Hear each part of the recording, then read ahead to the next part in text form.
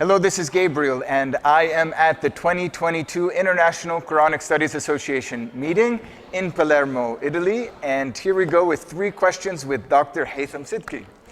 Dr. Sidky, question number 1. What is your presentation at this year's IQSA meeting?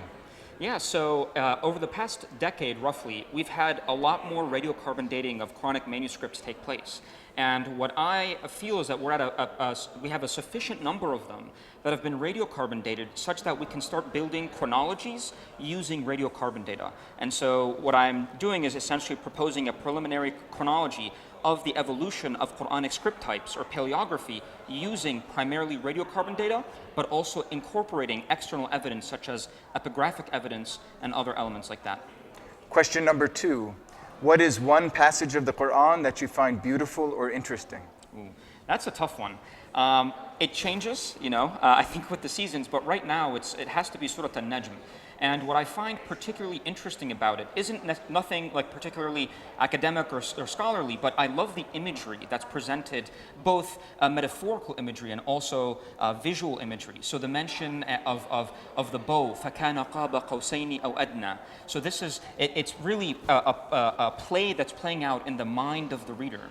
Right, so talking about distances, and also, towards the end of the surah, sort of describing the suhuf of Ibrahim wa Musa, and then mentioning how some of the things that are attributed to God, وَأَنَّهُ هُوَ أَضْحَكَ وَأَبْكَى. He makes people laugh and makes people cry, and I think there's just beautiful metaphorical imagery in the surah, and right now, at this time, I think that's what speaks to me.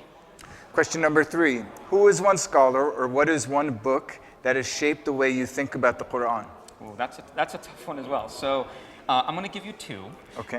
One sort of, let's say, classical Muslim scholar, and one, you can say, Western scholar. So from the classical tradition, I find myself, I find the particular figure of Abu Ubaid al-Qasim ibn Salam resonating a lot with me. So he lived in the early 3rd century Hijri, AH.